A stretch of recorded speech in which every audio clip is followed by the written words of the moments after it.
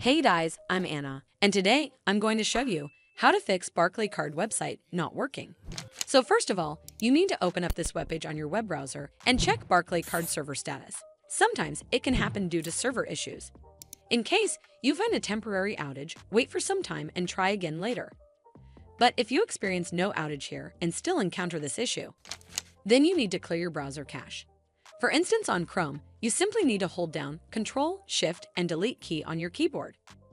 A pop-up window will open up. Simply select all time in the box next to time range. Then checkmark these boxes and tap on Clear Data. Once you're done with it, relaunch your browser and check if it fixes the Barclaycard website error. But if it doesn't, then make sure you're connected to a strong internet connection. Navigate to google.com on your browser and then search for speed test. Here on this page, you need to tap on Run Speed Test. The minimum speed required for Barclaycard is usually 2 to 3 Mbps. So if it's anywhere near or above this number, that's fast enough. If your internet speed appears to be unreasonably low, then you may need to contact your internet service provider for help.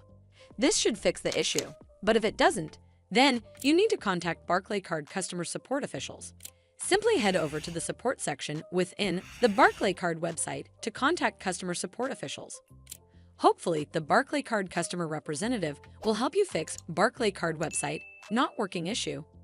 I hope you found this video helpful, and if you did, make sure you give this video a super thanks by clicking on this heart icon to help support the channel, and don't forget to hit that subscribe button.